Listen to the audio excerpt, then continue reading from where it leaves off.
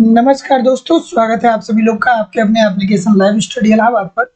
तो दोस्तों, इस क्लास में हम लोग देखने वाले हैं पैमाने के प्रतिफल नियम को। और बेसिकली इसके अंतर्गत हम लोग तीन अवस्थाओं को देखने वाले हैं कि बढ़ता प्रतिफल क्या होता है, पैमाने का स्थिर प्रतिफल क्या होता है और पैमाने का घटता प्रतिफल क्या होता है। यहाँ से प्रश्न दोस्तों बनते हैं।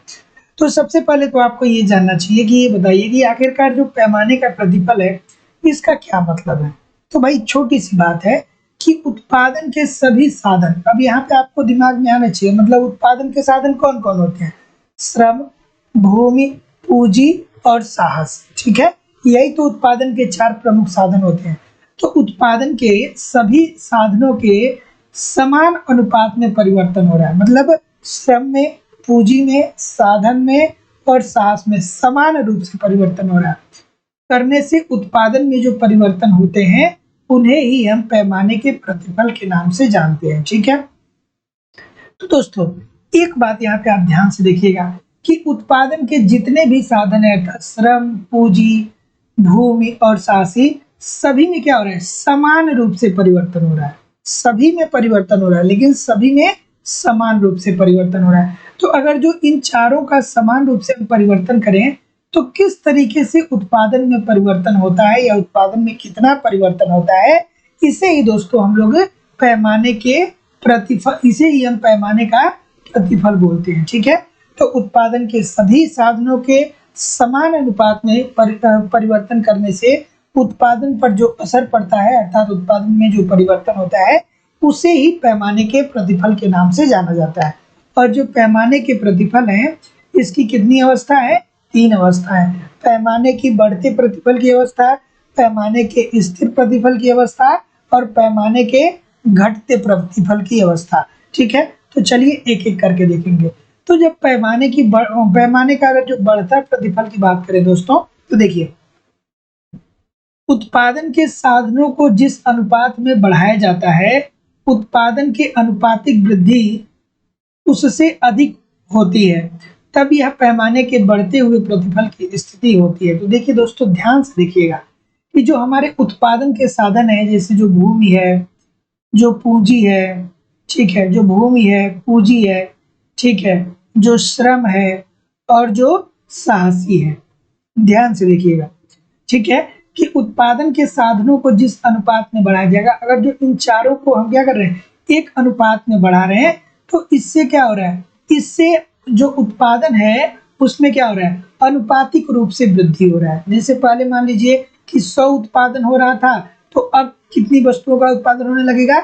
110 वस्तुओं का उत्पादन होने लगेगा। मतलब इन चारों को बढ़ाने से क्या मिल रहा है? हमको उत्पादन में वृद्धि देखने को मिल रहा है। ठीक है, तो पैमाने के बढ़ते प्रतिफल से यहाँ क्या है कि उत्पादन के जो साधन होते हैं, तो जिसे हम अनुपात में बढ़ाएंगे, ठीक, सॉरी, उत्पादन के साधनों को जिस अनुपात में बढ़ाया जाता है, उत्पादन के अनुपातिक वृद्धि उससे अधिक होती है। मतलब जो अनुपात में बढ़ाया जाता है उससे अधिक उत्पादन में वृद्धि होती है, तब यह पैमाने के बढ़ते हुए प्रतिफल की स्थिति होती है। तो दोस्तों याद रखना है, छोटी सी बात है कि पैमाने के बढ़ते प्रतिफल की स्थिति क्या है कि जो हमारे उत्पादन के साधन है, अगर जो हम उसको एक अनुपात में बढ़ा रहे हैं, तो जो हमारे आउटपुट हो रहे हैं, जो उत्पादन हमारा हो रहा है ना, वो उत्पादन क्या होगा?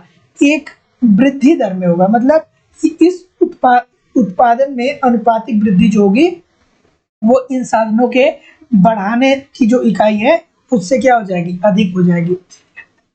ऐसी स्थिति में किसी विस्तार पथ पर उत्पादन में समान वृद्धि बदलाने वाले समुत्पाद वक्रों के मध्य दूरी कम होती चली जाती है। ठीक है दोस्तों, तो ऐसी स्थिति में जो क्या कर रहा है? उत्पादन का विस्तार कर रहा है, जहाँ पे उत्पादन बढ़ रहा है पर उत्पादन में क्या होता है? समान वृद्धि बताने वाली जो समुत्पाद वक्र है, इसके मध्य दूरी जो होती है वो कम होती चली जाती है। कैसे होती चली जाती है, इसी को दोस्तों अब हम लोग क्या करेंगे? डायग्राम में देखेंगे। तो यहाँ पे देखिए दोस्तों, यहाँ पे साधन X लिया गया है। ठीक है, एक साधन है क्या, जिसे हम X नाम दे दिए, और यहाँ पे दूसरा साधन है दोस्तों, यहाँ पे दूसरा साधन है जिसका नाम हम क्या दे दिए? Y दे दिए। ठीक है, तो ये देखिए चित्र में, ये यहाँ पे चित्र में जो कि समुत्पाद मानचित्र है, OE जो है दोस्तों, ये क्या है, ये वाला देखिए OE जो है ये क्या है, ये पैमाना रेखा है, मतलब एक हम क्या कर रहे हैं, पैमाने को मान ले रहे हैं। ठीक है, अब देखिए IP1, IP2, IP3, IP4, ठीक है, यहाँ पे देखिए IP1, IP2, IP3 और IP4, ये क्या कर रहा है दोस्तों कि क्रमशः 20, 40, 60, 80 इकाइयों के बराबर उत्पादन को दर्शा रहा है। तो IP1 पे देखिए यहाँ पे ये 20 इकाई दिखा रहा है, फिर उसके बाद IP2 पे क्या हो रहा है दोस्तों कि 40 उत्पादन हो रहा है, 40 इकाई का उत्पादन हो रहा है, IP3 पे 60 और IP4 पे 80 का उत्पादन हो रहा है। मतलब क्या हो रहा है कि हम क्या कर रहे हैं कि अगर जो हम सभी साधनों को क्या कर रहे हैं, पर सभी उत्पादन के साधनों को परिवर्तित कर रहे हैं, तो किस अनुपात में वृद्धि हो रही। तो देखिए पहली अवस्था में क्या था, 20 इकाई का उत्पादन कर पा रहे थे, दूसरी अवस्था में 40 हो गया, मतलब बढ़ रहा है ना, तीसरी अवस्था में 60 और चौथी अवस्था में दोस्तों 80 हो गया। ठीक है, तो IP1 पे पहली अवस्था में कितना उत्पादन हो रहा था, 20 का उत्पादन हो रहा था, लेकिन हमने उत्पादन के कारकों को क्या कर दिया, बढ़ा दिया, तो उससे IP2 की स्थिति में क्या हुआ है कि उत्पादन की जो इकाइयां हैं वो कितनी हमको प्राप्त हो रही है, 40 हो रही है। फिर हमने एक अनुपात में सभी उत्पादन के कारकों को बढ़ा दिया तो IP3 हो गया, तो इससे अब हमको उत्पादन कितना मिल रहा है, 60 मिल रहा है। फिर हमने क्या किया कि उत्पादन के सभी कारकों को बढ़ा दिया तो IP4 की स्थिति चली आई, तो IP4 में क्या हो रहा है कि हमको 80 का उत्पादन मिल रहा है। ठीक है, अर्थात क्या हो रहा है कि उत्पादन में 20 इकाइयों के बराबर एक समान वृद्धि को सूचित करता है। ठीक है, तो जो उत्पादन है इसमें वृद्धि एक निश्चित दर में ही तो हो रहा है, एक निश्चित अनुपात में ही तो हो रहा है। पहले 20 था, 20 के बाद 40 हुआ, 40 के बाद 60 हुआ, 60 के बाद कितना हुआ, 80 हुआ। तो देखिए 20-40 के गैप कितना आ जाएगा, 20 का आ जाएगा। 40-60 का गैप कितना आ जाएगा, 20 का आ जाएगा। 60-80 का गैप कितना आ जाएगा, 20 का आ जाएगा। तो ये एक निश्चित अनुपात को बता रहा है कि नहीं बता रहा है। तो दोस्तों पैमाने का जो बढ़ता प्रतिफल है वो यही कह रहा है आपसे कि जो आपके साधन है उन सभी साधनों को हम क्या कर रहे हैं, परिवर्तित कर रहे हैं एक निश्चित मात्रा में। तो जब एक निश्चित मात्रा में परिवर्तित करेंगे तो जो उत्पादन की मात्रा होगी ना उसमें भी क्या होगा, एक निश्चित अनुपात में परिवर्तन आएगा। तो देखिए एक निश्चित अनुपात में 20-20 के अनुपात में परिवर्तन आ रहा है कि नहीं आ रहा है, आ रहा है कि नहीं आ रहा है। तो दोस्तों आपको कोई भी समस्या यहाँ पे नहीं होनी चाहिए। अब आगे दोस्तों देखते हैं पैमाने की रेखा, ये पैमाना रेखा AB, BC, CD टुकड़ों में विभाजित कर देता है। तो देखिए कर ही रहा है, AB को इतने टुकड़े में विभाजित कर रहा है, BC को थोड़ा सा छोटा कर दे रहा है और CD को और थोड़ा सा छोटा कर दे रहा है। तो ये क्या कर रहा है कि प्रत्येक टुकड़ा दोनों साधनों की एक निश्चित मात्रा को बताता है। ठीक है, दोनों साधनों के ये क्या कर रहा है, जाहिर सी बात है कि एक निश्चित साधनों को बता रहा है। प्रत्येक टुकड़े की जो लंबाई है वो कम होती चली जा रही है। तो देखिए यहाँ पे लंबाई क्या है, कुछ ज्यादा है, फिर यहाँ पे लंबाई थोड़ी सी कम हो गई, फिर यहाँ पे लंबाई और थोड़ी सी कम हो गई। तो इसका मतलब क्या हो जाएगा कि जो AB होगा वो सबसे ज्यादा होगा पल, ठीक है, उससे कम क्या होगा, BC होगा और सबसे कम क्या होगा दोस्तों, CD होगा। ठीक है, चलिए तो अब देखिए इन घटते हुए टुकड़ों का अभिप्राय यह है कि साधनों की क्रमशः घटती हुई मात्राओं के प्रयोग से उत्पादन में एक समान वृद्धि हो रही है। तो अब ये जो क्या कर रहा है दोस्तों, ये गैप जो कम होता चला जा रहा है वो हमें यही तो इंडिकेट कर रहा है ना कि जो उत्पादन के साधन है अब इसकी मात्रा क्या हो रही है, घटती हुई है, लेकिन उत्पादन में क्या हो रहा है, एक समान रूप से वृद्धि हो रहा है। पहले क्या हो रहा था कि उत्पादन में भूमि, पूंजी, श्रम, देखिए एक बात को समझिएगा, यहाँ पे बात को ये समझना है कि पहली अवस्था में ज्यादा था, दूसरी अवस्था में उत्पादन में तो वृद्धि हो रही है लेकिन इसमें थोड़ा सा क्या कर दिया जा रहा है, कमी कर दिया जा रहा है, तीसरी अवस्था में और कम हो जा रहा है, चौथी अवस्था में और कम हो जा रहा है, लेकिन उत्पादन का जो स्तर है वो एक निश्चित स्तर पर ही बना रहता है। तो इन घटते हुए टुकड़ों का अभिप्राय यह है कि साधनों की क्रमशः घटती हुई मात्राओं के प्रयोग से उत्पादन में एक समान क्या हो रही है दोस्तों, वृद्धि हो रही है। यही पैमाने के बढ़ते प्रतिफल की अवस्था है। ठीक है, तो पैमाने के बढ़ते प्रतिफल की अवस्था दोस्तों आपको आराम से पता चल गया होगा। ठीक है, अगला है दोस्तों कि पैमाने का जो बढ़ता प्रतिफल है ये आखिरकार क्यों लागू होता है। यहाँ से दोस्तों प्रश्न बनता है। तो देखिए, उत्पत्ति के अनेक साधन जो होते हैं अविभाज्य होते हैं, मतलब जिनको हम विभाजित नहीं कर सकते हैं। उत्पत्ति का पैमाना बढ़ने पर अविभाज्य साधनों का अधिक प्रयोग होने लगता है। जाहिर सी बात है कि जब उत्पत्ति का पैमाना बढ़ेगा तो उससे जो हमारे अविभाज्य साधन होंगे उनका क्या होने लगेगा, अधिक उपयोग होने लगेगा, और इसके परिणाम स्वरूप क्या होगा कि उत्पादन कुशलता जो हो जाएगी वो बढ़ती है तथा उत्पादन में वृद्धि आएगी। जब उत्पादन कुशलता बढ़ेगी तो उत्पादन में वृद्धि आएगी, और उत्पादन के साधनों के अनुपात में की गई वृद्धि से क्या हो जाएगी दोस्तों, अधिक हो जाएगी। तो पैमाने के बड़े आकार के कारण प्राप्त कुशलता बढ़ते प्रतिफल के कारण ही दोस्तों होता है। तो छोटी सी बात है कि उत्पत्ति के जो साधन होते हैं वो अविभाज्य होते हैं। आप सभी लोग को पता ही है, पिछली क्लासेस में बहुत बार इस बात को हमने बताया है। उत्पत्ति का पैमाना बढ़ने पे क्या होता है, अविभाज्य साधनों का अधिक उपयोग होने लगता है। तो जब अविभाज्य साधनों का अधिक उपयोग होने लगेगा तो इसके परिणाम स्वरूप रिजल्ट क्या निकलेगा, उत्पादन कुशलता जो हो जाएगी वो बढ़ जाएगी। जब उत्पादन कुशलता बढ़ जाएगी तो उत्पादन में वृद्धि होगा, और उत्पादन साधनों के अनुपात में और उत्पादन के साधनों में अनुपात में की गई वृद्धि से क्या हो जाएगा दोस्तों, अधिक होता चला जाएगा।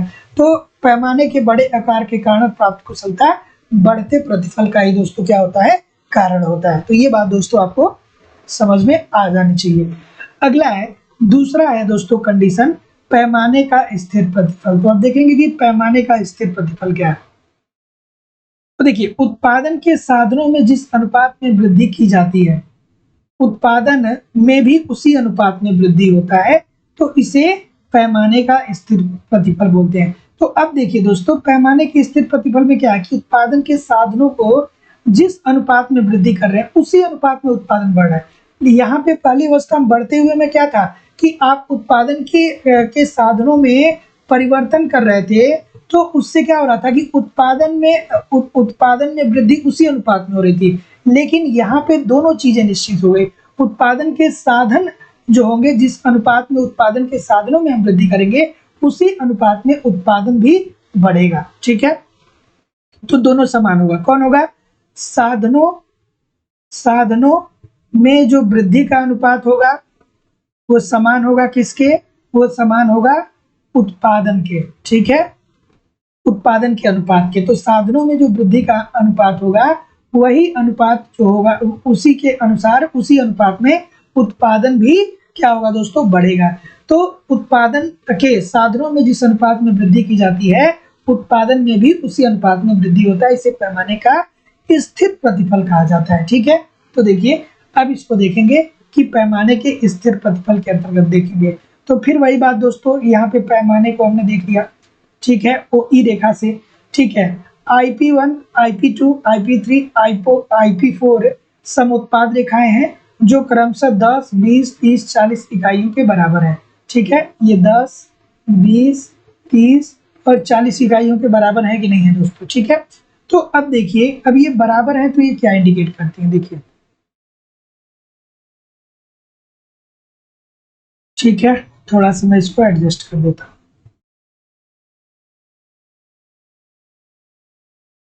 ठीक,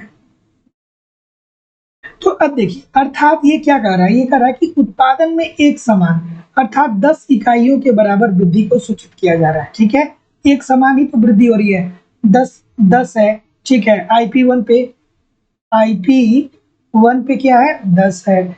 IP2 पे क्या है, IP2 पे 20 है। IP3 पे क्या है, IP3 पे 30 है। IP4 पे क्या है, 40 है। तो ये अनुपात देखिए, 10 के बाद 20 अर्थात 10, 20 के बाद 30 अर्थात 10, 30 के बाद 40 अर्थात इसका अंतर 10। ठीक है, तो ये कह रहा है कि अर्थात उत्पादन में एक समान अर्थात 10 इकाइयों के बराबर वृद्धि सूचित करता है।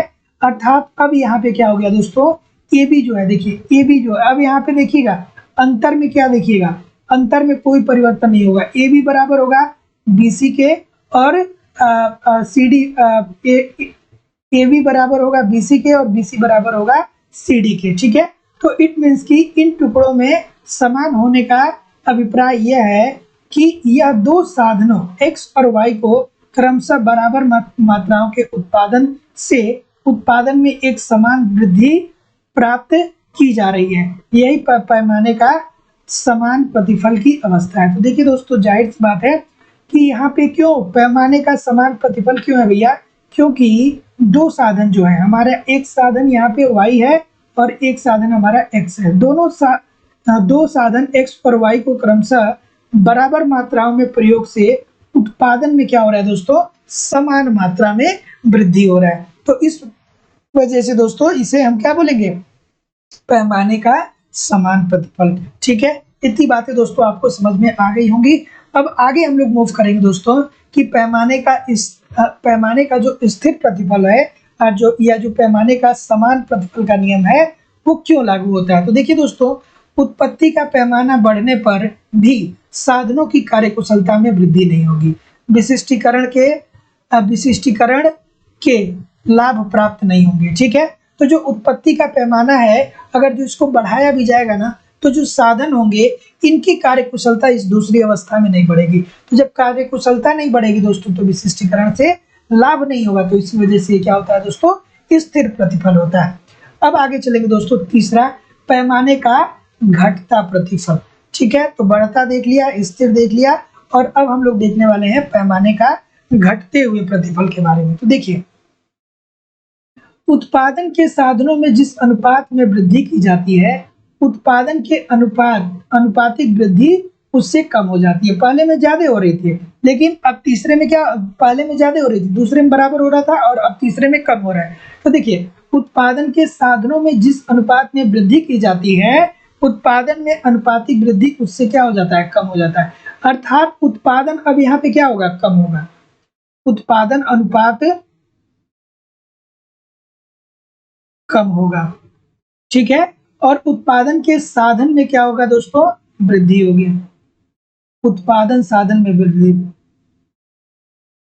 उत्पादन साधन में हम वृद्धि करेंगे।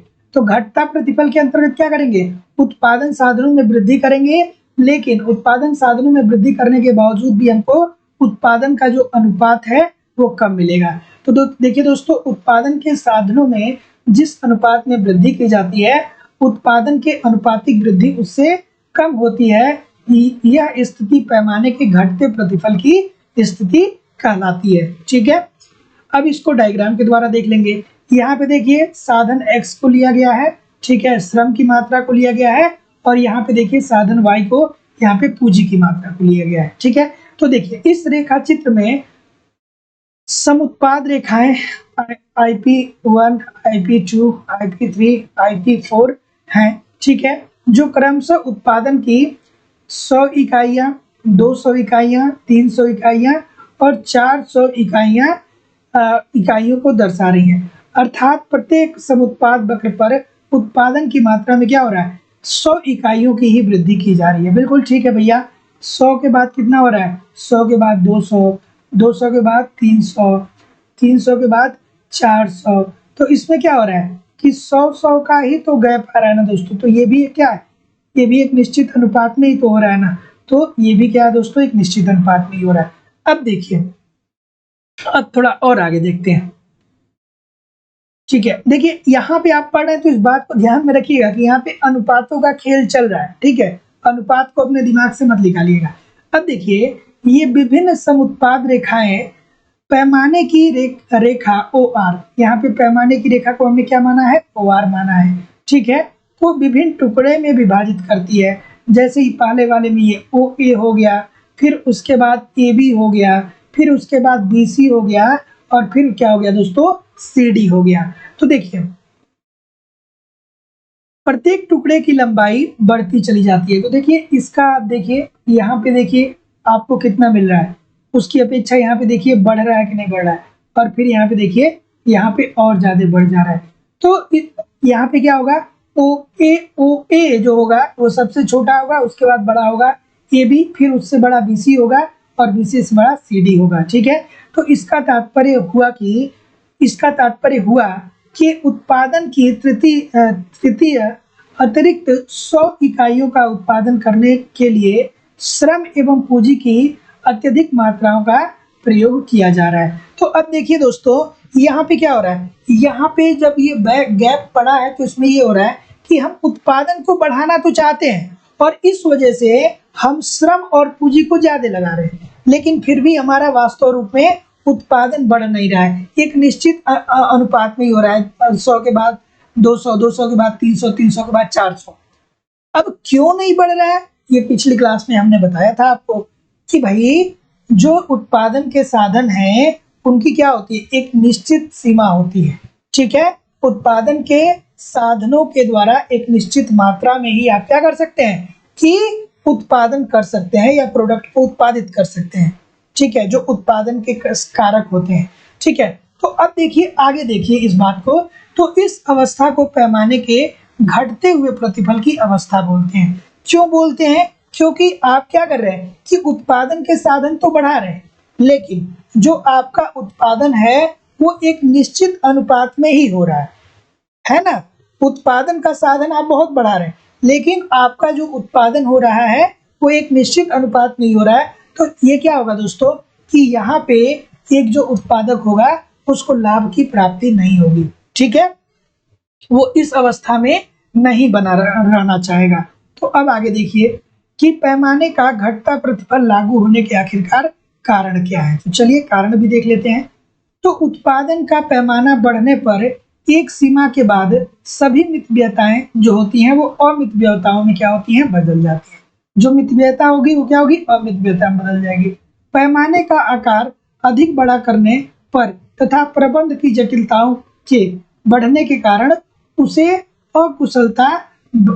अकुशलता बढ़ने लगती है। तो जाहिर सी बात है दोस्तों कि जब पैमाने का आकार अगर जो बहुत ज्यादा आप बढ़ा देंगे, ठीक है, तथा प्रबंध की जटिलता को आप और ज्यादा बढ़ा देंगे, तो इससे आपके क्या होगा दोस्तों, आपके पास जो भी श्रम के कारक है उसमें अकुशलता आने लगेंगी। सभी साधनों के परिवर्तनशील रहने पर भी साहसी स्थिर वो अविभाज्य रहता है, जिसके कारण पैमाने का घटता प्रतिफल लागू होता है। तो इसको भी दोस्तों हमने कितनी बार बता दिया। ठीक है, तो चलिए कोई दिक्कत नहीं है, ये तीनों अवस्थाओं को आप लोग एक बार और देख लीजिएगा। सब कुछ यहाँ पे देखिए, इकोनॉमिक्स में बस एक छोटी सी बात है कि जो एक बार आपने पढ़ा उसको याद रखिए। अब प्रतिफल का नियम क्या होता है, अगर जो आपसे कोई पूछे तो आपको याद होना चाहिए। नहीं याद है तो आपको ये फिर घटते बढ़ते और स्थिर का मतलब कैसे पता चल पाएगा। ठीक है, तो चलिए मिलते हैं नेक्स्ट क्लास में। तब तक के लिए आप लोग दोस्तों पढ़ते रहिए, आगे बढ़ते रहिए, धैर्य के साथ मेहनत करते रहिए दोस्तों, सफलता जरूर मिलेगी। बशर्ते आपको क्या करना पड़ेगा कि रेगुलर शाम को भी क्लास करिए और एप्लीकेशन पे भी क्लास करिए। मैं सारे कॉन्सेप्ट क्लियर कराऊंगा। नमस्कार दोस्तों, धन्यवाद।